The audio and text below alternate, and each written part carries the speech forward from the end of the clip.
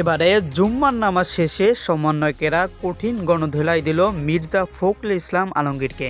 ফখরুলের বক্তব্যের প্রতিক্রিয়ায় দুই উপদেষ্টার দেওয়া ফেসবুক পোস্টকে কেন্দ্র করে সরগরম হয়ে উঠেছে। যেই পরিস্থিতিটা তৈরি হচ্ছে এটা না বিএনপির জন্য হবে সুবিধাজনক, না ছাত্রদের জন্য আমার কাছে মনে হচ্ছে সুবিধাজনক হবে না। কারণ গতকালকে থেকে ফেসবুকে বা দেশ জুড়ে বিএনপি বনাম সমন্বয়ক একটা অবস্থান চলছে। নাহিদ ইসলাম বলছিলেন যে ১/১১ সরকারের একটা ইঙ্গিত তিনি পাচ্ছেন। দ্রুত নির্বাচন না হলে অন্যান্য শক্তির উত্থান হতে পারে। কি সেই শক্তি? কেন এই আশঙ্কা মির্জা ফখরুলের? দর্শক, দেশ প্রবাস দূরে কিংবা কাছে যারা এই মুহূর্তে দেখছেন, আশা করি সবাই ভালোই আছেন। এই মুহূর্তে পাওয়া খুবই গুরুত্বপূর্ণ ইম্পর্টেন্ট ভিডিও নিয়ে হাজির হয়েছে আপনাদের মাঝে।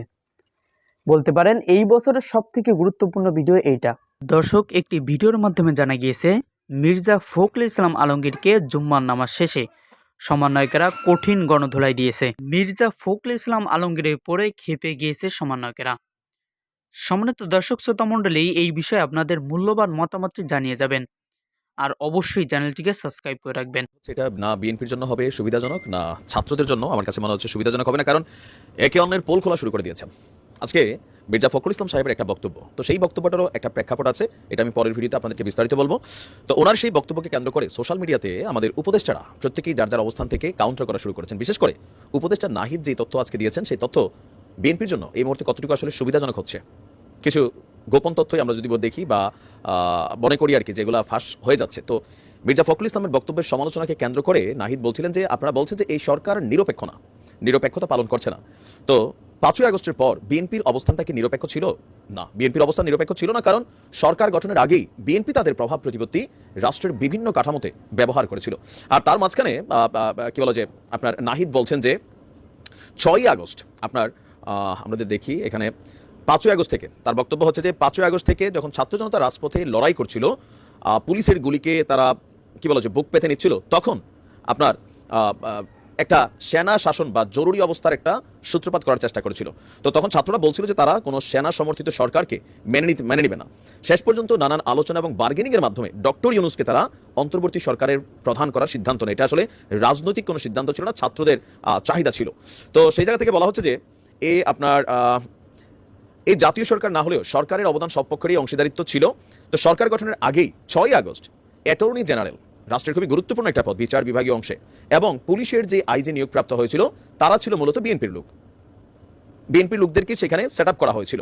বলা হচ্ছেন যে আপনার সব পক্ষই নানান সুবিধা কিন্তু তখন আপনারা নিয়েছেন। তো তার বক্তব্য হচ্ছে এরকমভাবে সরকারের উপর থেকে নিচ পর্যন্ত নানান স্তরে বিএনপিপন্থী লোকজন কিন্তু এখানে সেট আপ হয়েছে।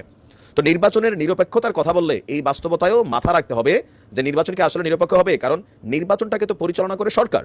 একজন প্রিজাইডিং অফিসার, একজন যারা বিভিন্ন পর্যায়ে দায়িত্ব পালন করেন, তারা তো সরকারের বিভিন্ন পদে থাকা, বিশেষ করে জেলা প্রশাসক, উপজেলা নির্বাহী অফিসার, তারপর হচ্ছে আরো বিভিন্ন জায়গায় সরকারি কর্মকর্তারা কিন্তু নির্বাচনের সময় গুরুত্বপূর্ণ দায়িত্বগুলো পালন করে। তো যেহেতু বিএনপি বলছে যে নিরপেক্ষ একটা সরকারের অধীনে নির্বাচন হতে হবে, তাহলে এই যে সরকারটার সেটআপটা অটোমেটিক হয়েছে, সেখানে কি নিরপেক্ষতা আছে? নাই, এখানে বিএনপি পন্থীরা বসে গেছে।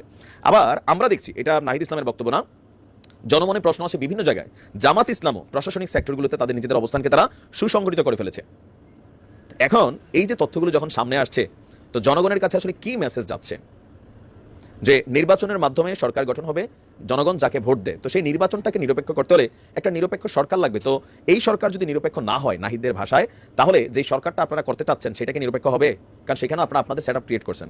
আসলে এই ধরনের তথ্যগুলা একে অন্যের জন্য রাজনীতির মাঠে কিছু ভোট নষ্ট করছে। প্রেক্ষাপটটা আসছিল ছাত্রদের একটা রাজনৈতিক দল। আসসালামু আলাইকুম। গতকালকে থেকে ফেসবুকে বা দেশ জুড়ে বিএনপি বনাম সমন্বয়ক একটা অবস্থান চলছে। নাহিদ ইসলাম বলছিলেন যে ১/১১ সরকারের একটা ইঙ্গিত তিনি পাচ্ছেন। ইভেন এই সরকার পতনের পরও এখানে একটা সামরিক শাসনের ওয়ান কাইন্ড অফ পরিকল্পনা কারো ছিল, বাট ছাত্ররা সেটাকে মেনে নেয় নাই, যার কারণে ডক্টর মোহাম্মদ ইউনূসকে ক্ষমতায় বসানো হয়েছে। তো ওই দিন মানে সরকার গঠনের আগেও বিএনপির কিছু বক্তব্য তিনি দিয়েছেন যে কিভাবে বিভিন্ন জায়গায় দলীয়করণ তারা করার চেষ্টা করেছে বা অনেক জায়গায় হয়তো করেছে, পরবর্তী সময় সেখানে পরিবর্তন আমরা দেখেছি। তো এরপরই সেনাপ্রধান নিয়ে বরাবরই বেগম খালেদা জিয়ার সাথে সর্বশেষ তিনি বাংলাদেশ ত্যাগ করার আগে ওনার একটা সর্বশেষ সাক্ষাৎ ছিল, যেটাকে অনেকেই একটা ইঙ্গিত ভাবছিলেন যে বিএনপির সাথে সেনাপ্রধানের একটা পজিটিভ সম্পর্ক তৈরির চেষ্টা, মানে নানান ধরনের বক্তব্য আছে। এর মাঝখানে গতকালকে থেকে যখন 1/11 সরকারের আলোচনা হচ্ছে, অন্তর্বর্তী সরকারের প্রশ্নটা আবার সামনে আসছে, ওই মুহূর্তে সেনাপ্রধান একটা আহ্বান জানিয়েছেন, তিনি বক্তব্য দিয়েছেন। এটাকে দুইভাবেই নেওয়া যায়, তো আমি সবসময় পজিটিভ মানুষ, পজিটিভলি নিচ্ছি। গতকালকে একটা প্রোগ্রাম ছিল, সেই প্রোগ্রামটাতে আমি প্রথমে বলি আমাদের সেনাপ্রধান তিনি একটা নতুন কি বলা হয় পদবি পেয়েছেন, বা এটাকে অনারই আমরা বলতে পারি। চট্টগ্রাম সেনানিবাসে দ্য ইস্ট বেঙ্গল রেজিমেন্ট এই সেন্টারের শহীদ এমআর চৌধুরী প্যারেড গ্রাউন্ডে ইস্ট বেঙ্গল রেজিমেন্টের 17তম কর্নেল অফ দ্য রেজিমেন্ট অভিষেক অনুষ্ঠানে তিনি সেখানে ছিলেন এবং তিনি একটা উপাধিও পেয়েছেন। আচ্ছা, তো সেই প্রোগ্রামে তিনি আপনার একটা বক্তব্য দিয়েছেন যে আমরা নিউজের হেডিংসটা হচ্ছে এরকম, প্রস্তুত থাকার আহ্বান জানালেন সেনাপ্রধান। কিসের জন্য? যে কোনো পরিস্থিতিকে মোকাবেলা করার জন্য, হতে পারে দেশি অথবা বিদেশি। বলছেন দেশের স্বার্থে যে কোনো ত্যাগ স্বীকার করতে প্রস্তুত থাকতে হবে সেনাবাহিনীর সব সদস্যদেরকে। তো জেনারেল ওয়াকারুজ্জামান তার বক্তব্যটা যেরকম ছিল, আমরা যদি বলি গণমাধ্যমকে কোচ করে যে কয়েক বছর ধরে বাংলাদেশের সেনাবাহিনীতে আধুনিক প্রযুক্তি নির্ভর এবং যুদ্ধোপযোগী যুদ্ধাস্ত্র সরঞ্জাম সংযোজনের মাধ্যমে আপনার বাহিনীর সক্ষমতা বেড়েছে। শেখ হাসিনা সরকার সামরিক খাতকে মোটামুটি আপনার শক্তিশালী করছে, ওনার কথাটা বোঝাই যাচ্ছে। সেনাপ্রধান বলছে সেনাবাহিনীর সক্ষমতা আরও বাড়াতে ইঞ্জিনিয়ার্স ডিফেন্স ইন্ডাস্ট্রির কাজ চলমান। সেনাবাহিনীর যুদ্ধোপযোগী এবং আধুনিক যুদ্ধাস্ত্র এবং সরঞ্জাম যোগানে আমি সচেষ্ট থাকব। তারপর তিনি বলছেন যে প্রত্যেক সদস্য তাদের উপর অর্পিত দায়িত্ব সর্বোচ্চ পেশাদারিত্বের সঙ্গে পালন করবেন এবং প্রয়োজনে জীবন উৎসর্গ করতেও দ্বিধা করবেন না। এখানে নানান বক্তব্য তিনি দিয়েছেন, দেশে বিদেশে আমাদের সেনা অফিসারদের অর্জন বা সর্বশেষ সরকার পরিস্থিতির সময় সেনাবাহিনীর যে বিশেষ ভূমিকা সবগুলো এখানে আলোচনায় ছিল। তো তিনি আসলে আমার ধারণা যে একজন সেনা প্রধান হিসাবে তিনি তার অফিসার্সদের, তার সোলজার্সদের মনোবল বাড়ানোর জন্য, ইভেন যে কোনো মুহূর্তে যুদ্ধ পরিস্থিতি বাংলাদেশও হইতে পারে, দেশে বিদেশে যে কোনো কিছু ঘটতে পারে, যেমনটা আমরা গত 5 আগস্ট দেখছি, এর আগের সময়টা দেখছি। So anything could be happen. আর এখন যে অবস্থানটা আছে, একটা চাপা উত্তেজনা চলছে, আমরা তো বাহির থেকে অনেক কিছু দেখছি না, ভেতরে ভেতরে তো অনেক কিছু চলছে। সো এই উত্তেজনায় যে কোনো পরিস্থিতিতে আবারও মাঠকে কন্ট্রোল রাখতে হলে এটা সেনাবাহিনীর দ্বারাই সম্ভব, অন্যদের দ্বারা সম্ভব না। এটা হচ্ছে প্র্যাকটিক্যাল। সো যদি দেশে আবারও কোনো জরুরি পরিস্থিতি তৈরি হয় তাহলে কিন্তু এই দায়িত্বটা সেনাবাহিনীকে নিতে হবে। দেশে আসলে কি ঘটছে, বিএনপি ভাবছে যে এই সরকার তলে তলে একটা কিংস পার্টি তৈরি করছে।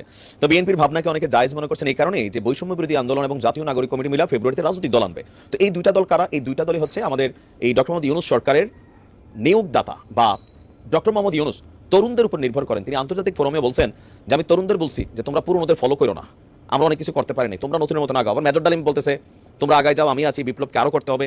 আমরা স্পষ্ট যেটা দেখতে পাচ্ছি, আওয়ামী লীগ শূন্য মাঠে বিএনপি বনাম সমন্বয়ক বা বৈষম্য বিরোধী বলেন, জাতীয় নাগরিক কমিটি বলেন, একটা আভ্যন্তরীণ দ্বন্দ্বের প্রকাশ। সো এই দুইটা শক্তি যদি সংঘর্ষে লাগে, একটা অস্থিতিশীল পরিবেশ তৈরি হবে, রক্তক্ষয়ী সংঘর্ষ হবে, তখন সেনাবাহিনীকে আবারও হয়তো মাঠে ওইভাবেই নামতে হবে। তো সবকিছু মিলিয়ে সেনাবাহিনীকে প্রস্তুত থাকতে হবে, সেটাই বাস্তব। দ্রুত নির্বাচন না হলে অন্যান্য শক্তির উত্থান হতে পারে। কি সেই শক্তি? কেন এই আশঙ্কা মির্জা ফখরুলের? বিষয়টা পরিষ্কার না। এখানে খবরে বলা হচ্ছে দ্রুত নির্বাচন না হলে অন্যান্য শক্তির উত্থান হতে পারে বলে আশঙ্কা প্রকাশ করেছেন বিএনপির মহাসচিব মির্জা ফখরুল ইসলাম আলমগীর। বৃহস্পতিবার জাতীয় প্রেস ক্লাবের এক অনুষ্ঠানে তিনি এই আশঙ্কা প্রকাশ করেন। তিনি বলছেন, একটা কথা আমি বলি, যে কথা বললে পরে আমার সমালোচনা হয়। আমি বলি যে নির্বাচনটা দ্রুত হওয়া দরকার। কেন বলি এই কথাটা? আমি বারবার বলার চেষ্টা করি, আমরা বিশ্বাস করি যে নির্বাচন থেকে আমরা 15 বছর বঞ্চিত। এই নির্বাচনের মাধ্যমে জনগণ তাদের প্রতিনিধিকে নির্বাচিত করার একটা সুযোগ পাবে। তিনি বলছেন, আপনারা দেখছেন যে জোর করে সেই বিষয়টাকে যদি বিতর্কিত করে ফেলা হয় তাহলে তো জনগণ আবার সেই অধিকার থেকে বঞ্চিত হবে। আমাদের যে অভিজ্ঞতা, সেই অভিজ্ঞতা থেকে দেখছি যে এই ধরনের নির্বাচন যদি দ্রুত না হয়, সময় ক্ষেপণ করা হয়, তাহলে অন্যান্য শক্তিগুলো মাথা চাড়া দিয়ে উঠতে পারে। তখন জনগণের যে চাহিদা, সেই চাহিদা থেকে তারা পুরোপুরি বঞ্চিত হবে। এটা মানে কোন শক্তির কথা বলছেন এটা কিন্তু পরিষ্কার না। একটা শক্তি প্রস্তুত হচ্ছে নির্বাচনের জন্য, কিন্তু সেটা তো একটা গণতান্ত্রিক শক্তি, সেটা তো গণ অভ্যুত্থানের মধ্য দিয়ে আসার শক্তি। সেটা জাতীয় নাগরিক কমিটি হোক বা বৈষম্য বিরোধী ছাত্র আন্দোলন হোক। ছাত্ররা একটা রাজনৈতিক দল করতে চায় এবং প্রার্থী হবার জন্য বয়সসীমাও তাদের 21 করা হয়েছে। এটা বিএনপি ভালোভাবে নেয়নি, কিন্তু এরা তো অন্যান্য শক্তি মানে এমন কোনো কালো শক্তি। তো আজকের ভিডিও এই পর্যন্ত। ভালো থাকবেন, সুস্থ থাকবেন। আসসালামু আলাইকুম। দেখা হবে পরবর্তী কোনো ভিডিওতে।